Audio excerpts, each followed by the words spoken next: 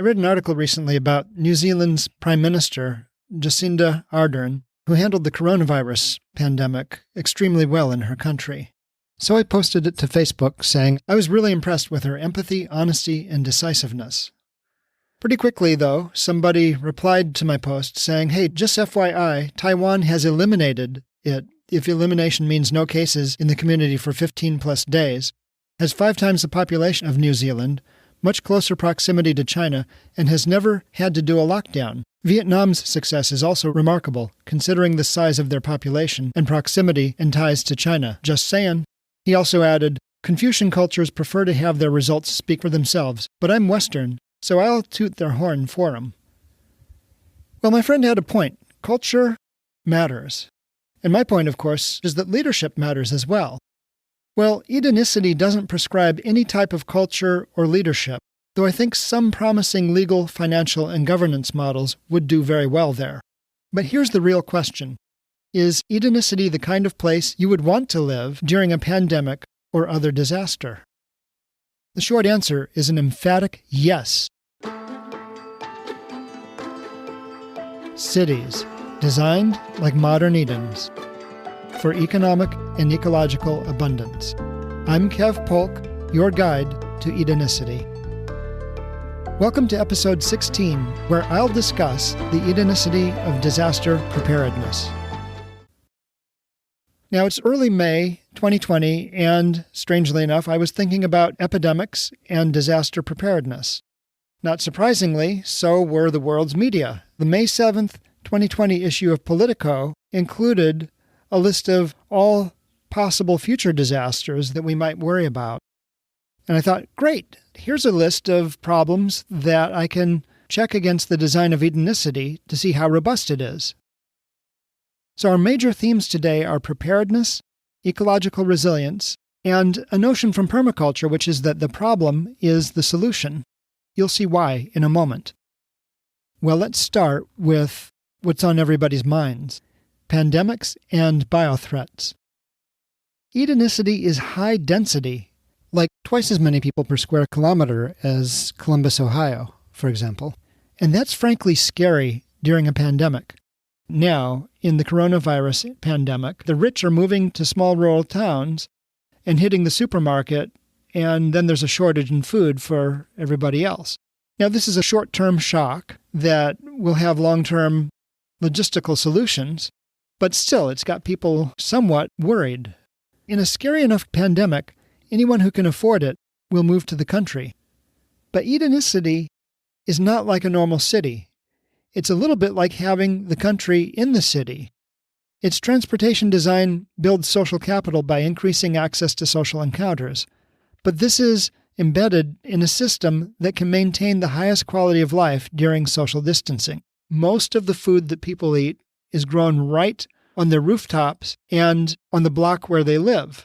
And most of it is served in cafes right there in the row of buildings where they live. If there's a lockdown order in such a place, they don't have to go very far to get food.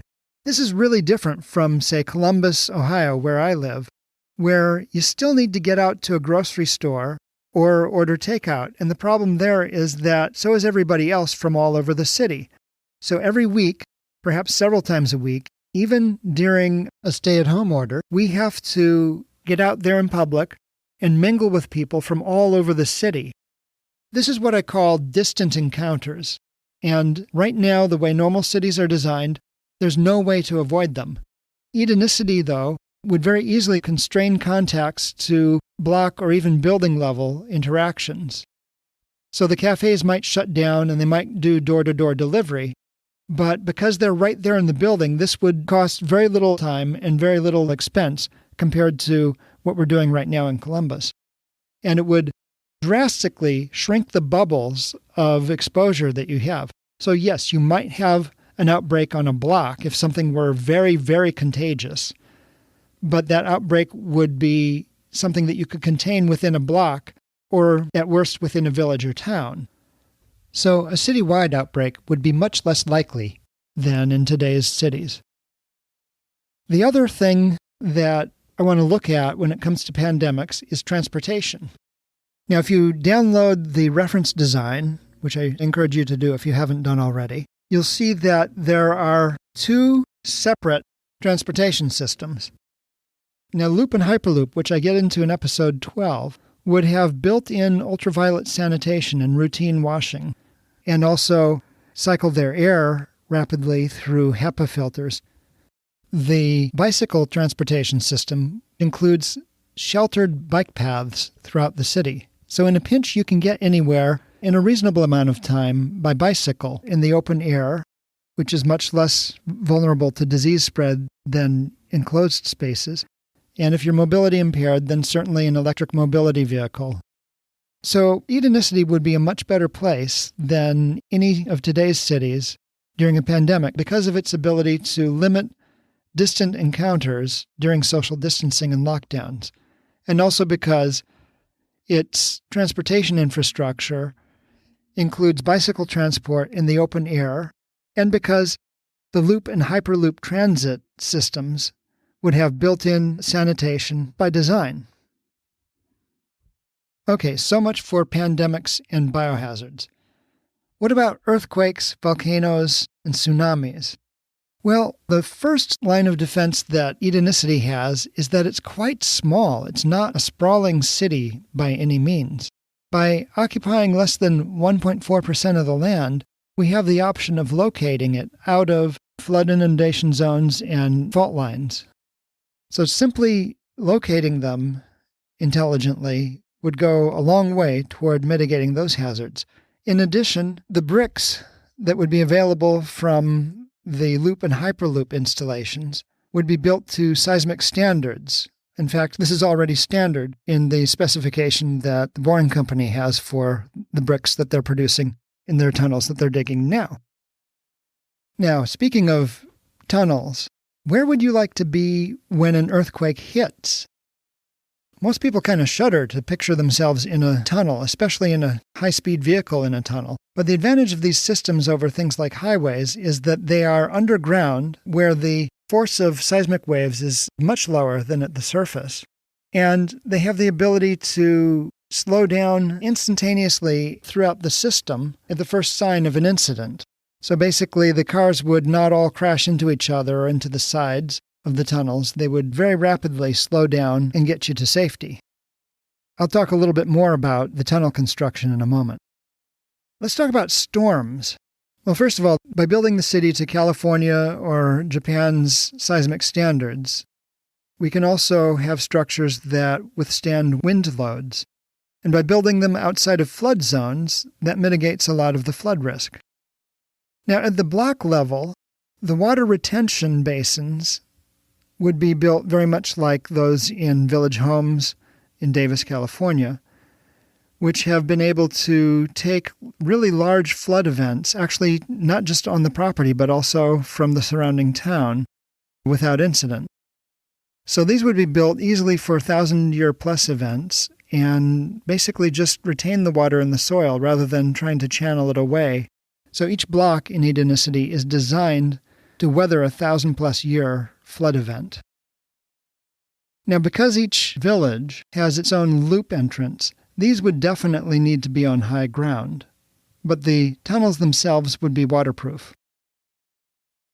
Now, speaking of storms, one of the most obscure but potentially damaging types of storms is a space storm, otherwise known as a geomagnetic storm.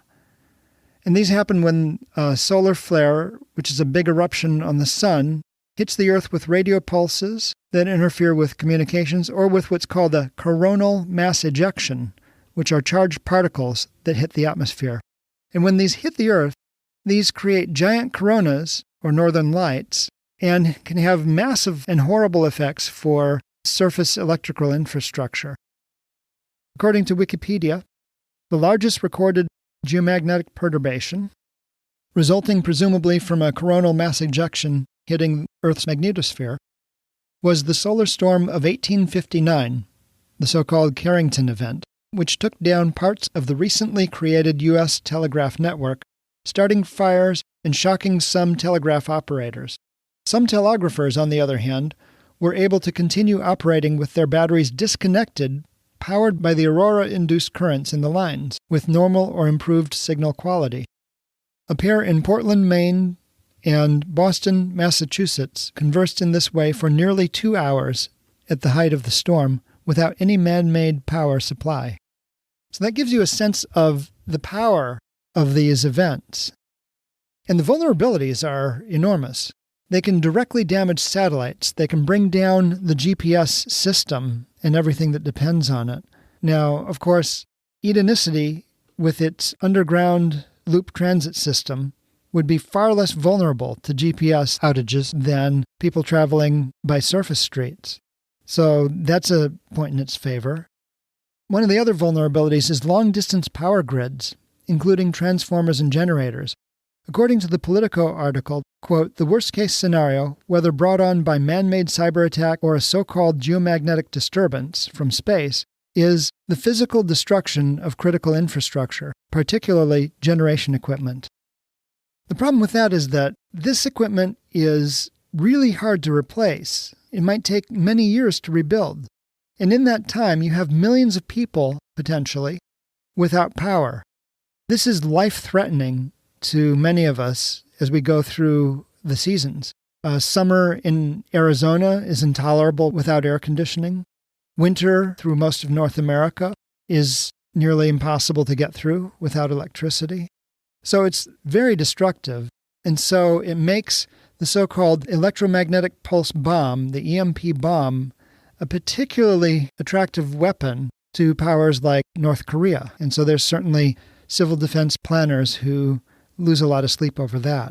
Now, in Edenicity, happily, the generation is through solar power in the roof of the bike path shelters, and the distribution network is at the block level with a city-scale smart grid that would be easily fused to segment into town, block, or village-scale subgrids, depending on the scale of the threat. So you can think of the wires as antennas. The longer, the more vulnerable. And the power of Edenicity is that it can instantaneously shorten those antennas to something very much more manageable. The other thing that's fairly easy to do at this very small scale is to encase the charge controllers and inverters that convert the solar energy into house current and also route it to the batteries and shield them from electromagnetic pulses, because the very worst pulses actually threaten the circuitry within that power equipment. So the simplest thing you can do is build what's called a Faraday cage. It's basically just a mesh of wire that completely surrounds it. And then you bring the power in and have a fuse right at that junction, and your system is protected. So again, by design, Edenicity is much less vulnerable than the large-scale power grids that we depend on today. Another threat that the Politico article warns of is the globalization of white supremacy. But a lot of the extremism around the world is built on the narrative of grievances, often a loss of livelihood, a loss of opportunity, a loss of status. But Edenicity provides an environment where you have better health, as I explained in Episode 4, a higher quality of life, explained in Episode 6, a lower incidence of crime and addiction, Episode 7, easy and routine contact with nature, people, activities, and education, direct participatory governance from block to city, see Episode 18, and guaranteed basic income, all of which boils down to a physical structure which promotes inclusion and equity by design so that people aren't marginalized, excluded, or exploited. I knew a psychologist who had studied racism, and I asked her, well, what is the best cure for racism? And you know what she said? She said, working together toward a common goal. By design, Edenicity brings people together to solve the problems of daily life right there where they live. And it brings together people who have previously been in marginalized groups to live together and work in much closer proximity. And so it provides many more opportunities to build social capital across lines that previously divided people. It's the best cure for extremism that I know. All right, what about the physical threats of terrorism and war? I mean, the loop transit, the Hyperloop transit, would be obvious targets for terrorists. Well, loop transit is a gridded network with great redundancy. Basically, every village would connect into the network of loop transit. And so if one station is lost to a bomb or what have you, the other stations would be able to route around it. There'd be no way to knock large sections of it out with one big blow. And of course, the bike transit provides block redundancy while parts of the loop transit are down for repair. The decentralized power grid is very hard to shut down. Even the Hyperloop, which operates between cities, though much more vulnerable than the loop transit, moves people in much smaller batches than airlines. Now, you may have noticed that today's rail throughout the world does not have airline-like security with its enormously long lines and slowdowns. Instead, they get by just fine with security officers, dogs, cameras, and other methods that are low profile. Now, that may not fully reassure you when you picture yourself zooming through a tunnel at nearly the speed of sound. But the tunnels themselves are much harder to access and damage than surface rails, especially since it's hard to bring a large enough bomb on board to damage the tunnel. So the tunnels themselves would remain even if someone blows up one of the Hyperloop pods. The other element of security is that the loop and Hyperloop connections would be dynamically optimized, very much like the internet routes packet data today. There's no set schedules, it's all by demand, and transfers to and from the loop stations can be randomized through several stations, making it hard to target specific locations or people. Because the pods are relatively small, evacuation from any sort of a disaster or attack would be very rapid. Though loop and Hyperloop are vulnerable to terrorism and war, they are less vulnerable than any of the systems that we have available today, including, I might add, road systems, which are very vulnerable to bridge attacks. Okay, what about wildfires? One of the criticisms that I encountered very early on in designing Edenicity was that people saw all these trees and said, wait a minute, what about wildfires? I mean, that would be a horrible threat. Well, the first thing to understand is that the in-town zones 2 to 4 forests are built to hold water in the landscape, very much like village homes, which I discussed in some detail in episode 3. This alone would tend to increase groundwater and increase how moist the vegetation is. Now, of course, this would also increase the growth of woody fuel load, but these are actively managed areas, so what would otherwise be very dangerous tinder would be removed on a routine basis with routine management, either to provide wood chip mulch or other farm forestry products. Now, what about drought and famine? Well, the Permaculture Research Institute in New South Wales, Australia, used the earthworks that I just mentioned to recharge the aquifers in the soil underneath their experimental farms. So during the worst droughts on record, their groundwater was still running strong, and their farm was still quite green. The other thing going for Edenicity when it comes to drought and famine is simply growing a large variety of foods, and the possibility of having new varieties of foods, which I'll get into in another episode. Once you solve the problem of producing food during drought and famine, the next big problem is insect infestation, in particular locusts.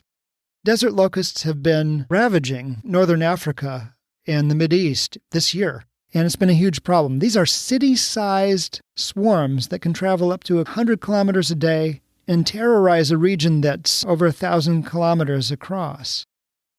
They can travel fast, they can travel far, and they are ravenous. Each locust will eat its weight in vegetable matter every day. They'll land on fields and completely eat them bare. So how do you deal with that? Well, one thing you can do is store some reserves, and there would certainly be long-term grain reserves in every cafe in the city. This would avoid the vulnerabilities of huge centralized reserves that are potentially more vulnerable to locusts. But the bigger picture, actually there's two. One is to realize that the locusts thrive on degraded, low-nitrogen soils. They don't like high-protein crops grown in rich soils. So, by treating the soil well, as discussed in episode 15, we also do a lot to prevent locust infestations. But the best solution is to catch and process the locusts for food. I know, you're probably going, yuck, right? Because, it's just not in most of our culture to eat insects at all.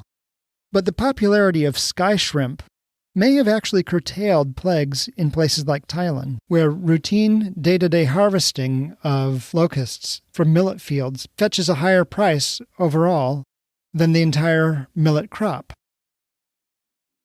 Okay, so much for the locusts. What about the really, really big threats, like climate change? Well, first of all, by locating inland, Edenicity avoids sea level rise and flooding. The landscaping prevents urban heat island effects. And the construction weathers storms and provides low-energy climate control appropriate to the various climates where it's built. So basically, it'll weather the existing problems quite well. In addition to that, though, Edenicity would be developed in a regional restoration context. So Zone 5, which extends well beyond the city, would sequester carbon 10 times faster than the current per capita global emissions, either through the restoration of grasslands or of forests, which have been so damaged in recent centuries. So Edenicity would be probably the best way to reverse climate change in a hurry. Now, what about really scary, crazy problems like nuclear weapons? I grew up in an era where there were civil defense drills and duck and cover films, and it was terrifying. I had nightmares about it on a regular basis, and so did a lot of my friends. But if Edenicity catches on, we will be living in a world of dramatically greater prosperity and self-sufficiency. This decreases the incentive for empire to nil. In such a society, dismantling nuclear weapons and nuclear power infrastructure will be a major, high-payoff area of collaboration between cities. All right, I've saved the biggest and maybe most frightening threat for last, and that's the degeneration of truth and trust in society. In 2020, we're going into another election cycle, and people are very worried about continued Russian interference in our elections in the United States. We're just swamped in fake news, trolling, and there's also the possibility of deep fake animations that can make anybody appear to say anything. Beyond that, to make a buck, Facebook, Google, and other media serve you what you will pay attention to. So we now live in an era of individually tailored and individually marketed media content. And what this does is put each of us in a media bubble where disinformation, propaganda, and sales copy are passed off as facts.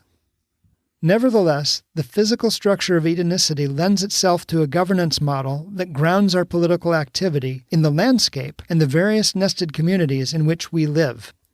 This is a good thing because political engagement at all levels is about decision-making that involves everyone who implements or is affected by a decision.